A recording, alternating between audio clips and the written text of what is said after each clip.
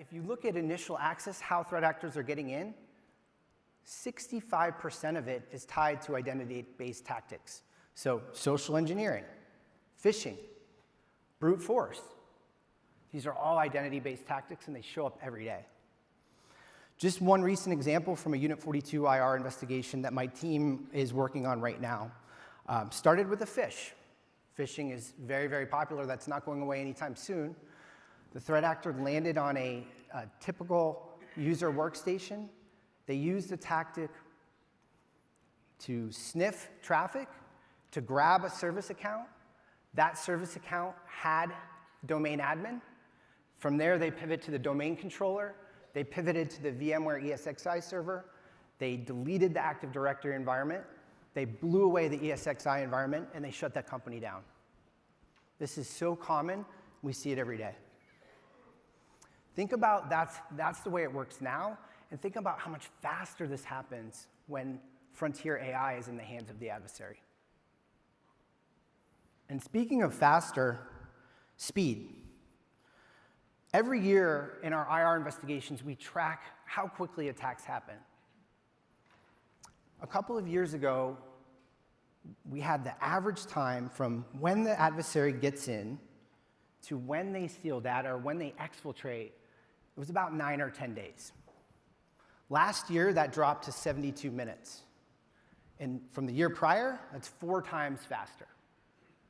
We just did an attack, an incident response investigation for a company responding to a group called Shiny Hunters. They're in the news a lot. And the Shiny Hunters group is really notorious for how fast they are. So they used an AI voice deepfake to social engineer the help desk. After they got in, they got an account that had API access to Salesforce. And within 40 seconds, they were downloading thousands and thousands of records from Salesforce. 40 seconds. The bottom line is this. The speed is the new normal, and security operations needs to automate in order to keep up. The third trend that I wanted to talk about is supply chain risk. I think we've all had supply chain on the radar since the days of SolarWinds, which I can't believe it, that was 5 days ago, or 5 years ago. Time flies when you're having fun. And so that obviously is still happening, and it's happening more and more. But what we're seeing now is a little different. What we're seeing is that supply chain risk, it's not only vulnerabilities in code, and it is, but it's also our SaaS business applications. Think about the large applications you use, Workforce, Salesforce, Workday, ServiceNow, all these applications, they all have all these integrations. And it just takes one to be the weakest link with trusted access to your sensitive data to create this cascading effect where hundreds of organizations get impacted. We saw this last summer with the Drift situation, and we're seeing it more and more. With one company we helped respond, we went in and we looked at their Salesforce instance after the incident, and we found 100 other integrations. The CISO and the business owner, they had no idea what these were. They didn't know who was responsible, and they didn't even know the business function. So this is just a huge trust issue, sort of a ticking time bomb that we're sitting on that we see hitting organizations all over the world. The other part about supply chain that really has my team worried is with source code. If frontier AI is so good at finding vulnerabilities in code, which it is, think about how much of our software is built on open source. I actually looked it up. You get estimates ranging from 70 to 90%. 70 to 90% of all of our source code of any given code base is built on open source. And what is the first place that threat actors are going to go to look to find vulnerabilities in code? Open source. We're seeing this now. There was a big attack just a week ago where this company, Light LLM, was hit with a supply chain attack. What happened was Trivy, a product that they integrate with, was hit with a backdoor, and it was pulled in automatically in their CI/CD pipeline. And it turns out Light LLM is one of the most commonly used applications in building with AI. And so Trivy's compromised, it's pulled into Light LLM, and it was open for 5 hours. And in that 5 hours, it was downloaded over 750,000 times. This is a threat that will absolutely be accelerating with AI. So I want to take a step back here.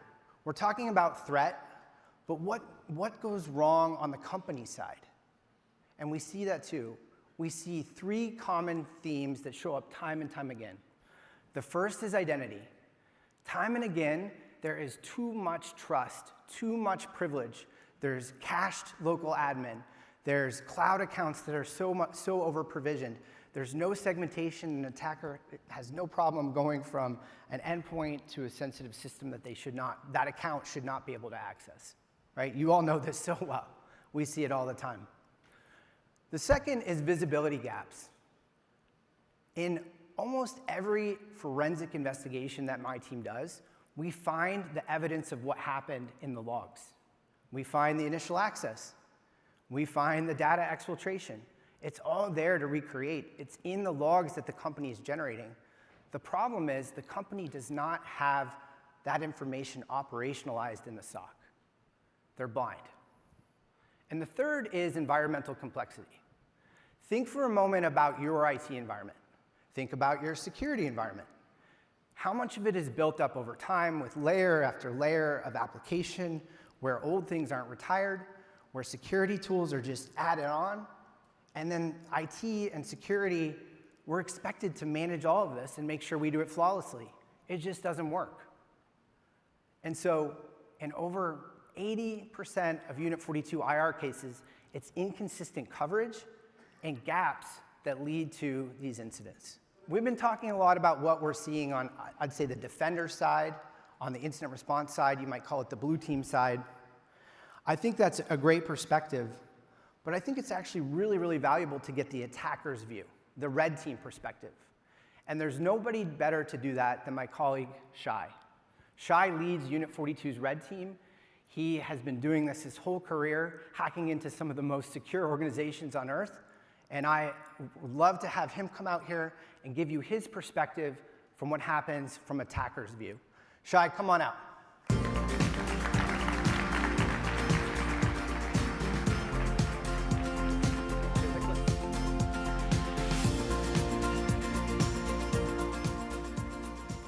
Thank you, Sam. Sam just walked you on how it looks from the defender side. How does frontier AI and Mythos look when we try to use them for defense? I want to give you the other side. I want to give you the attacker perspective. My name is Shay Nahari. I run the Unit 42 offensive security team. My team and I are focused on providing an adversary simulation to our customers using threat intelligence, telemetry, and TTPs that we see in the wild every day to allow our customers test themselves against attackers with the same type of capabilities. In the last couple of months, my team and I built and used these frontier AIs for offensive security operations, both inside Palo Alto Networks as well as with clients. I want to help you visualize what is it that we're going to be facing in a few months once those capabilities are in the hand of threat actors. So Sam talked to you about it. These models absolutely create step function improvement in the AI ability to find and exploit vulnerabilities. That part is very clear. The natural conclusion is that we as Defender should go ahead and fix those vulnerabilities before they're out there. But the impact of these models is much broader, and the effect they have on cybersecurity goes way beyond just finding vulnerabilities. It's not completely clear that these models were actually designed to do any cybersecurity operation. In fact, it appears that they were designed to be much better at coding. It turns out, as Sam mentioned, that coding efficacy actually translates very well to finding vulnerabilities in code. A different way of looking at this is that we typically see about 10 to 15% improvement between different generations of models. When you looked at Mythos and compare it to Opus 4.6, which was the latest model available at the time, we saw 50% improvement in coding capabilities. So when we're talking to customers, especially in the last couple of weeks, there's two questions being asked. The first one, in different variation. First one is the hype real, right? Do we really need to be worried? And then the second one is, what should we expect? Well, there are three things I think we should be looking at. The first one is we will see, as these models are out there, we will see a flood of vulnerabilities and then subsequent patches that are getting released to address those vulnerabilities. The problem is that even if attackers don't have access to the original vulnerabilities, they can use those AIs to fuzz the binary patching and actually understand what was the original vulnerability. We will get into a vicious cycle, and they will quickly outpace our IT department's ability to patch them. There will be short-term pains for sure. The second thing, as Sam mentioned, is that we will see exponential growth in supply chain attack. Obviously open source, but based on our own testing, we will also see closed source SaaS and applications vulnerabilities coming in. That can be used to gain access as a supply chain attack to cloud infrastructure. We've seen it in Gainsight, in Salesforce, in Trivi, in Light LLM, everything that Sam talked about. And then the last thing that we expect to see is autonomous AI attacks. We will see attackers offload a lot of those capabilities into these models. We already saw some first signs of that. Unit 42 released a report about a Chinese threat actors, APT28, where they offloaded a lot of the cyber kill chain, the exploitation, the lateral movement, the escalation, to tiny LLM. They've performed this attack against Ukrainian infrastructure. Those models are far cry from the capabilities of Mythos and the like. And we will see a rise in speed and scale of those attacks, which means we need to do things differently, which means we need to have AI react to these type of attacks. We can no longer trust human to react to AI speed. So let's switch gears for a second. Let me tell you about my own first interaction with Mythos. I have to tell you, it was not love from first sight. The first time I got access to it, I tried to use it to attack our own Unit 42 lab. And the first thing I got is, you're not authorized to attack this lab. He asked me to bring in a letter authorizing me attacking my own lab. So obviously, I did what everyone in this room would do. I went to my second favorite AI and had it generate a letter from the principal. I submitted it to the AI, to Mythos, and I got, well, I find it very suspicious that exactly 4 minutes after I ask you to provide me a letter, you give me a letter signed 4 minutes ago. I'm not going to do it. So obviously, I did what everyone in this room thinks. I went back to my second favorite AI and had it backdate the letter 2 weeks ago. And this is where I started understanding we're talking about a different beast. He basically told me, I find it very suspicious that every time I push back on something, you give me a letter addressing exactly the things I ask you to address. Moreover, I went and decided to check on your letter, and I found that the phone numbers you gave me are fictitious. I also found the address you gave me for Unit 42 is not the real address. He basically did an OSINT on my own letter. So at that point, I changed tactics and told him, you're being unreasonable. This is my own lab. How can I give you authorization letter to my own lab? And he said, that's right. Sorry about that. Let's begin. Now, it's a funny story, right? But I think the big takeaway here is that we need to understand this is a different beast. It has different logic capabilities. We're dealing with something different. Let's walk through a real attack scenario we've done with this. Earlier, Sam talked about AI harness. And just as a reminder, harnesses are basically the arms and leg of the model.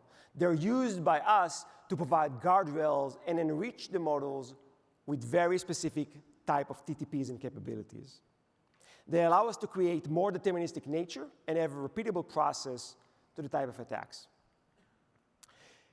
More importantly, they allow us to create what we call an inference loop, which means we can teach it to attack, get an output, learn from it, feed it back to the attack, and do it again and again with those type of capabilities. We were assessing a client internal system, one that we had no direct access, but we found an email address associated with that that allows us to interact with that system. We created a harness to create a feedback loop around Mythos to try to attack, get the output, learn from it, and feed it back. And this is what actually happened behind the scene. The system started by sending an email to that email address, completely empty, and got a bounce back, said, subject must contain an action. From that, it learned that an email or subject is required.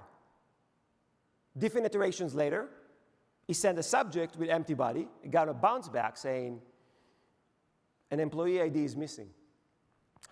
From that, he learned that he needs to parse to create some sort of ID for employees. Provided that list in different format, and eventually got employee not found. From that, he learned that there is some sort of validation. That system actually interacts behind the scene with an HR system validating the actual employee ID. And finally, through some dark web magic, he found actual list of employees and sent it. 15 minutes, that's what he took it. No credentials, no alerts, because it's just bouncing email.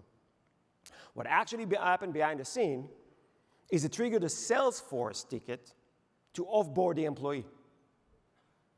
It's the same process a human would use, just minus the human. What actually happened is when the email arrived, the offboarding started. It disabled the Active Directory account, revoked the M365 access, and even started HR termination system. Again, it sounds fun, but actually think about it from an attacker perspective. What can we do with that type of access? Well, we can fire the entire SOC. We can send one email, disable the entire security team, fire the CISO, fire the CEO before we even begin. We can disrupt operation. We can create denial of service. We can extortion just by sending email, just by having the AI fuzz that information out of a single email address right now. I'm sure that a lot of you can attest the last month was overwhelming. I can assure you it was overwhelming for us, for the attacker side as well. The threat actors are currently rushing to understand the capabilities, to build harnesses, and find ways to create operations, offensive security operations, around these new capabilities. The good news is we have the advantage now. We have time, not a lot of it, but we have time to prepare for what's coming. It won't take long before these models and capabilities, as Sam mentioned, are in the hands of adversaries. Thank you so much. Sam, back to you. All right. That was amazing. I think I speak for everyone when I say, thank God that Shai's on our side, right? No, he is just a phenomenal leader of our offensive security team. So we've been talking a lot about threat. And I promised at the top that we were also going to give you some takeaways, right? And so I'm going to do that right now. They're very high level, but that's what this next couple of days is about, right? You're going to have a chance to dive deep into different tactics, things that you can do, strategies to take advantage and to get ahead of what's coming. But from our perspective, there's three things that you really want to do. First of all, we all have this gap, this exposure that's out there that we didn't have before because of what is now findable because of frontier AI. And so I think every enterprise, every organization needs to undertake right now an exercise to find what that exposure is and to remediate it. This is the journey and what we've been working on Palo Alto Networks over the past 2 months. It's been a sprint. At various points in time, we've had over 500 or 600 people even working on it across our applications and our infrastructure. We think that every organization needs to go through this. The second is that we can no longer rely on heroics in the SOC. I've been on the IR side my whole career in the SOC, helping organizations respond, and security teams are awesome. But there's too many what I call diving catches, right? Where they're saving the day because they happen to find something, and too often they don't. But when attacks get faster and faster, it's just not gonna work anymore. And so in security operations, we have to deploy single-digit minute mean time to detect and mean time to respond. And the third takeaway here is that we have to ensure a prevention posture across our security stack, right? This means minimizing the attack surface. This means defending the software supply chain.